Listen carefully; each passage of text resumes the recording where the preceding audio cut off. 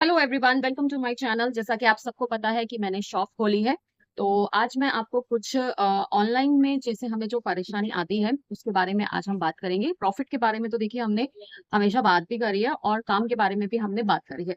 But मैं आपको आज ऑनलाइन प्रोडक्ट्स के जो मेन मेन कॉजेस है, माइनस पॉइंट्स है, वो बताने के लिए जा रही हूँ। मैंने काम शुरू किया था ना ऑनलाइन का, तो उस टाइम पे कंपटीशन लेवल जो है ना इतना ज्यादा हाई नहीं था। क्योंकि उस टाइम पे लोग जो है ये इंटरनेट पे ना या इंस्टाग्राम में ऐसे वीडियोस बनाकर ना सेल नहीं करते थे अपने प्रोडक्ट्स की। भैया हम देखिए आज हमें अमेजोन से इतना ऑर्डर आया, आज हमें इतना ऑर्डर आया। तो लोगों को जानकारी जो है बहुत ही ज्यादा कम थी। तो इसका मतलब हमारे पास जो कंपटीशन जो लेवल था वो बहुत ही ज्यादा कम था। बट आज की डेट में ये इंटरनेट पे आने की वजह से जो है ना कंपटीशन लेवल जो है बढ़ गया है। पहली बात ये हो गई, कंपटीशन लेवल कैसे बढ़ा है। दूसरा जो कंपटीशन लेवल है वो इस तरीके से बढ़ा है कि पहले अगर हम कोई भी प्रोडक्ट खरीदते थे तो हम होलसेलर से जाके खरीद लेते थे। ठीक है, वो एक रीजनेबल प्राइस में हमें देता था, बल्क में हम उसे खरीद के आगे अपने पास रख लेते थे और अपने पास जैसे जैसे ऑर्डर्स आते थे तो उन्हें देते रहते थे। बट आज की डेट में क्या हो गया है कि डायरेक्ट जो मैन्युफैक्चर है ना वो मार्केट में आ गया है। ठीक है, तो अब उनकी सीधा फैक्ट्री से निकलता है। ठीक है, उन्होंने बकायदा एक स्लॉट को बनाकर इस तरीके से काम किया है और वो डायरेक्ट मैन्युफैक्चरर से आपको मिलता है। तो जो बीच के जो डिस्ट्रीब्यूटर और जो होलसेलर्स है ना वो बीच में से कट गए हैं। तो जब डायरेक्ट आप मैन्युफैक्चरर से कोई भी प्रोडक्ट मंगवाते हैं, आप लोगों को नहीं पता है, यानी कि जो आम पब्लिक है उन्हें ये बात नहीं पता होती है। बट अगर आप खुद देखें कि एक ही प्रोडक्ट के इतने सारे रेट लिखे होते हैं और हमारा जो मेंटल ऑफ स्टैंडर्ड है वो यही है कि हम कम प्राइस में खरीदें। ठीक है, उसमें कोई बुराई भी नहीं है कि अगर आपको एक ही प्रोडक्ट जो है 1000 रुपए का मिल रहा है और एक प्रोडक्ट जो है आपको 500 रुपए का मिल रहा है, सेम चीज है, कोई फर्क नहीं है, क्वालिटी में भी कुछ खास फर्क नहीं होता है। तो ऑब्वियसली बात है आप 500 रुपए वाले में ही जाएंगे। ठीक है, ये एक बात होगी क्योंकि मैन्युफैक्चरर्स आ गए हैं। तीसरी बात ये है कि अगर आपने जब भी कोई प्रोडक्ट वो करेंगे तो उसमें कैसे कैसे कॉस्टिंग आती है, अब मैं आपको बताती हूँ। जो मेन कॉज है जो मैंने अभी सफर किया है, ठीक है, उसमें मैं आपको बताती हूँ। जैसे सफर्स कीजिए कि ये इस तरीके की जो है हैंड फ्री है, इसे मैंने मार्केट से होलसेलर से खरीदा। होलसेलर से खरीदने पे एक अप्रॉक्स आइडिया मैं आपको बता रही हूँ। फर्ज कीजिए ये मैंने 100 रुपीज की होलसेलर से खरीदी और अब मुझे इसे जो है अपने प्लेटफॉर्म में बेचना है। तो वो किस तरीके से बेचेंगे, देखिए ये मैंने 100 रुपीज की खरीदी, ये ऑब्वियसली मुझे क्वांटिटी में खरीदनी पड़ेगी, ये मुझे एक दो पीसेस तो वो लोग देंगे। तो इन्हें मैंने 100 रुपीज में खरीदा।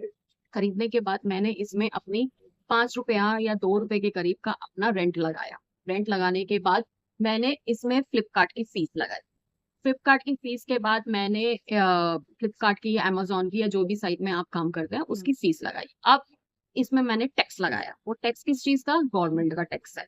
ठीक है, 100 रुपए में आप मान के चलिए 23 रुपए के करीब का जो है ना गवर्नमेंट का टैक्स आता है। तो यहाँ से आप देखिए कि उस प्राइस की जो कॉस्ट है वो कितनी बढ़ती जा रही है। चलिए, अब मैंने इसमें पैकेजिंग करी, ऑब्वियसली बिना पैकेजिंग के नहीं जाएगा। तो ये मैंने पैकेजिंग भी करी और पैकेजिंग आजकल इतनी ज्यादा सेफ्टी करनी पड़ती है क्योंकि कोई भी आप डिलीवरी ले लीजिए, कोई भी, वो लोग सीधा ऊपर से प्रोडक्ट फेंकते हैं और बहुत ही ज्यादा गंदे तरीके से फेंकते हैं। और 99% जो है उन प्रोडक्ट्स को जो है टूटने के चांसेस रहते हैं। तो देखिए टूटा हुआ प्रोडक्ट जो है कोई भी नहीं लेगा, तो वो रिटर्न करता है। ठीक है, ये कुछ हमारे प्रोडक्ट की वैल्यू निकल के आती है। अगर मैंने ये 100 रुपए का लिया है तो ये मुझे कम से कम नाना करके भी ये मेरे को सब मिला के मेरे 20-30 रुपए बनते हैं।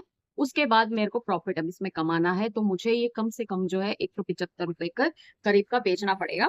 ठीक है, और 200 रुपए के करीब का बेचना पड़ेगा। ये हो गया। अब ये मेरा बिल कट गया और ये मैंने कस्टमर को जो है डिलीवरी कर। अब कस्टमर ने उसको यूज किया।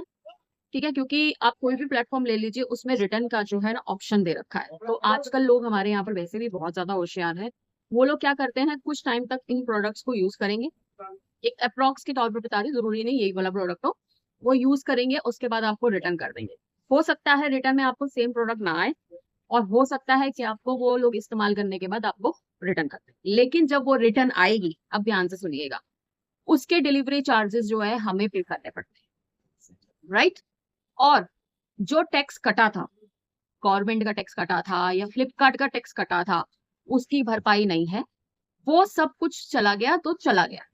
ठीक है, रिटर्न भी हमारे पास आ गई, हमने अपने प्रोडक्ट का पूरी यूज भी करवा लिया और हमने टैक्स भी पे कर दिया, फ्लिपकार्ट को भी दे दिया, और यहाँ पर सेलर को हो गया नुकसान। तो ये बहुत ही बड़ा नुकसान होता है एक सेलर के लिए जब वो रिटर्न आती है।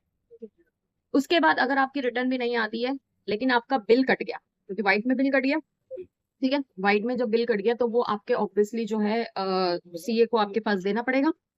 सीए को कोई मतलब नहीं है, गवर्नमेंट को कोई मतलब नहीं है, फ्लिपकार्ट को कोई मतलब नहीं है कि आपकी रिटर्न आ रही है, उसके बाद आपको जीएसटी पे करनी है ही नहीं। जब आप जीएसटी पे करते हैं, जीएसटी में लगता है पैसा, सीए भी लेगा, और आपकी एक जो रिटर्न जीएसटी की जो रिटर्न है उससे ऊपर जाएगा तो गवर्नमेंट को आपको फिर से टैक्स देना है जीएसटी पे, ठीक है। आपका ये भी काम हो गया, उसके बाद आपने सीए को भी दे दिया, फिर आपको ये माइनस पॉइंट जो है हमारे ऑनलाइन काम में होता है।